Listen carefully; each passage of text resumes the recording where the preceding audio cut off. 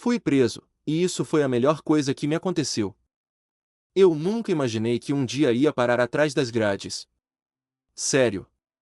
Prisão sempre foi uma coisa que eu via de longe, nas notícias, nas conversas dos outros, nunca como algo que podia acontecer comigo. Mas naquele dia, tudo virou. Foi rápido demais. Uma sequência de escolhas erradas, de confiança em quem não devia, e quando percebi, já era. Eu estava encostado no carro da polícia, com as mãos para trás e um monte de gente olhando. Lembro do som das algemas, do frio no estômago, da cabeça tentando entender o que estava acontecendo. O policial falando "você tá preso" parecia ecoar dentro de mim, como se o mundo inteiro tivesse parado. Na hora, a única coisa que eu pensava era: minha vida acabou. Eu nem lembrava exatamente o que tinha feito, só o medo. Tentei ligar para alguém, mas o celular foi tomado da minha mão. Olhei pro lado, e os caras com quem eu andava estavam calados, olhando pro chão. Nenhum deles disse nada, nenhum olhou para mim. Foi aí que entendi, eu estava sozinho. No camburão, com o barulho do motor e o corpo tremendo, eu fiquei pensando em tudo que levei de leveza até ali. Aquelas conversas de bar, as risadas, as promessas. Tudo sumiu. O tempo ali dentro pareceu parar. E é curioso, porque, por mais que aquele momento tenha sido o pior da minha vida, hoje eu vejo que foi o ponto onde tudo começou a mudar. Mas, naquela hora, eu só queria sumir. Na época, eu achava que estava no controle de tudo. Trabalhava pouco, ganhava mal, e queria dinheiro rápido. Não era ladrão, nem nada disso, pelo menos, era o que eu dizia para mim mesmo. Eu só fazia favores. Um amigo de infância me apresentou uns caras, e no começo parecia tranquilo. Eu só emprestava o endereço para umas entregas, guardava umas caixas por 1 ou 2 dias. Eles pagavam bem, e ninguém nunca fazia pergunta. Com o tempo, eu fui me acostumando. Aquilo que devia ser uma exceção virou rotina. Eu dizia para mim mesmo que era temporário, que logo ia sair. Só que ninguém sai quando tá gostando do dinheiro fácil. Até o dia que bateram na porta. Era de manhã. Lembro do cheiro do café e do som da televisão ligada. Quando ouvi o barulho forte, achei que fosse engano. Mas aí ouvi o grito: polícia! Não deu tempo para nada. Eles entraram, reviraram tudo, abriram as caixas. E ali, no meio das minhas roupas, estava o motivo da minha prisão. O pior é que, até aquele momento, eu ainda tentava me enganar. Falei que não sabia, que era de um amigo, que eu só estava guardando. Mas no fundo, eu sabia. Sabia que eu me meti com quem não devia, que eu escolhi o atalho. Quando o policial colocou as algemas, eu não senti raiva dele. Senti raiva de mim. E vergonha. Vergonha de pensar na minha mãe, que sempre dizia: filho, não existe dinheiro fácil. Eu achava que ela estava sendo exagerada. Mas naquele instante, percebi que ela só estava tentando me proteger de mim mesmo. A primeira noite foi uma eternidade. Me colocaram numa cela pequena, cimento frio, uma lâmpada fraca que piscava de vez em quando. O barulho da grade fechando ficou ecoando na cabeça como se alguém tivesse batido uma porta dentro de mim. Sentei no canto, de costas para a parede, tentando ficar longe de tudo e de todos. O cheiro era pesado, mistura de suor, desinfetante e umidade. Tentei deitar no colchonete, mas parecia uma tábua molhada. Cada passo no corredor soava como um aviso. Teve um momento em que alguém gritou de outra cela, e eu fiquei duro, esperando que alguém viesse para cima de mim. Ninguém veio. Veio só o silêncio, que é pior. Eu pensava em casa. No meu quarto, na minha caneca de café, na bagunça que eu sempre prometi arrumar. Pensava no rosto da minha mãe quando soubesse. Aquilo me doía mais do que as algemas. Eu não conseguia rezar, não conseguia dormir. Fiquei contando respirações como se isso fosse me levar para fora dali. Lá pelas tantas, um cara da cela ao lado perguntou meu nome. Respondi baixo. Ele disse: primeira vez? Eu disse que sim. Ele só falou: aguenta firme. A primeira noite é a pior. E calou. Foi estranho como uma frase tão simples me segurou. Não era carinho, era constatação.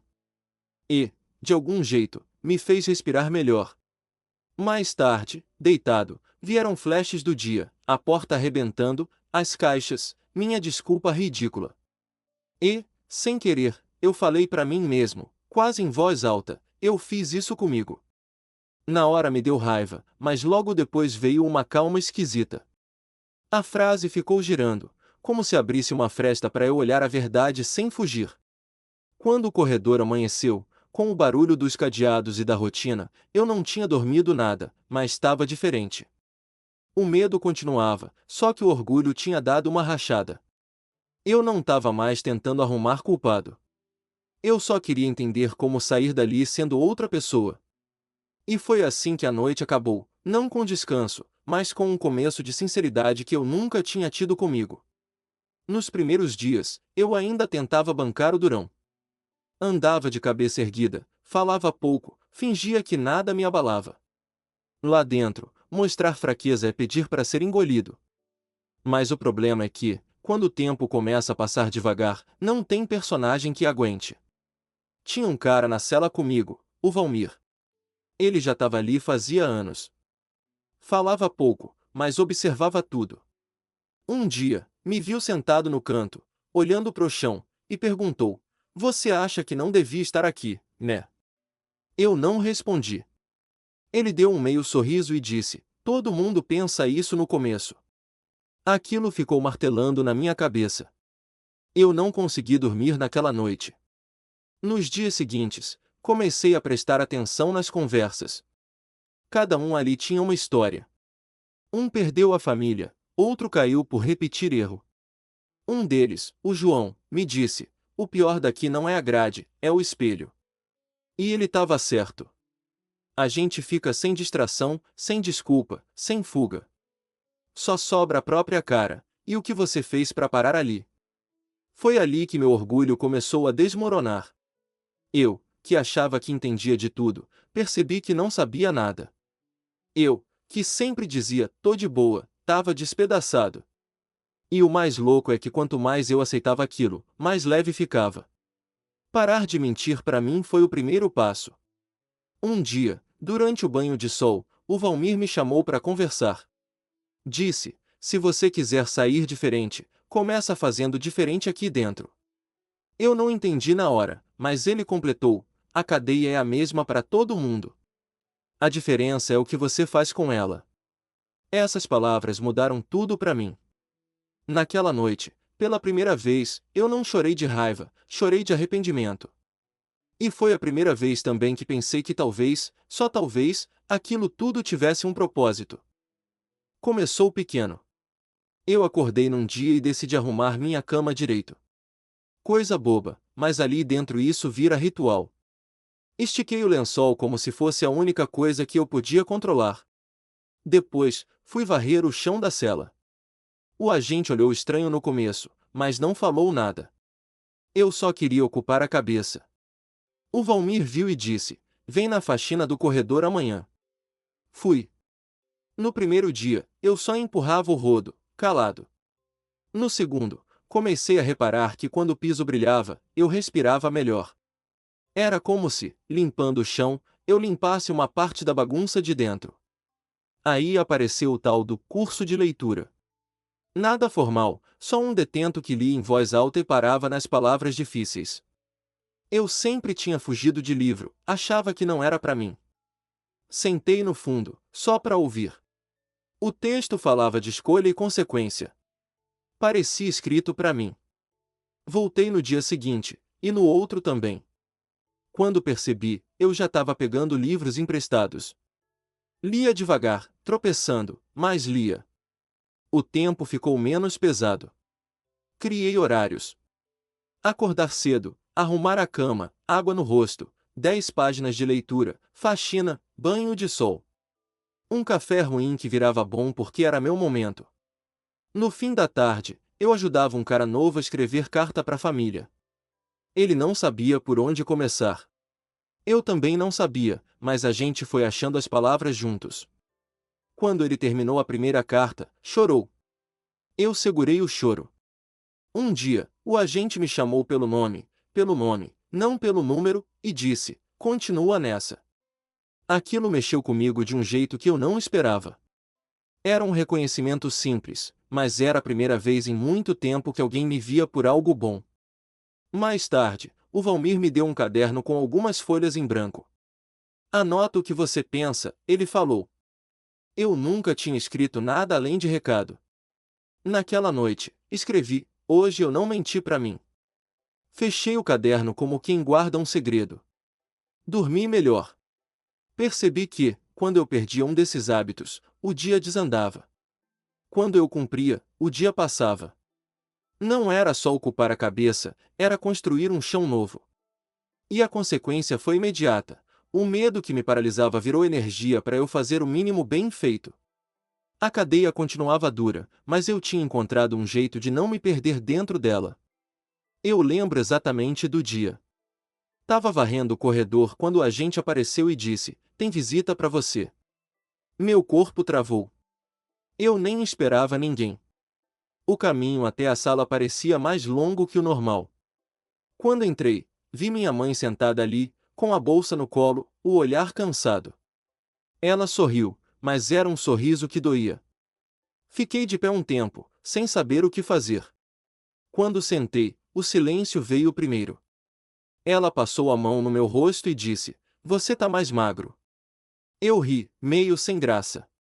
"E aí?" Como se nada pudesse preparar, ela falou: "Eu tô feliz que você ainda tá vivo." Essas palavras me desmontaram.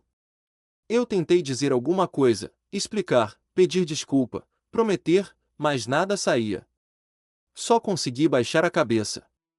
Ela segurou minha mão, firme, e disse: "O que passou, passou. Agora você tem que decidir quem vai ser daqui pra frente." Naquele momento, eu entendi que o perdão dela já estava ali, e que o que faltava era o meu próprio. Depois, ela começou a falar das pequenas coisas de casa, a planta que cresceu, o cachorro que ainda dormia na minha cama. E enquanto ela falava, eu só pensava em tudo que deixei escapar tentando parecer esperto, tentando ser alguém que eu não era. Foi estranho, porque ali, no meio da vergonha e da saudade, nasceu uma força. Quando a visita acabou e ela levantou, me abraçou e disse: "A gente te espera, mas você precisa querer voltar." Eu fiquei com isso preso na garganta. Voltei para a cela com os olhos ardendo, e o Valmir percebeu. Perguntou se estava tudo bem. Eu só respondi: "Agora vai ficar."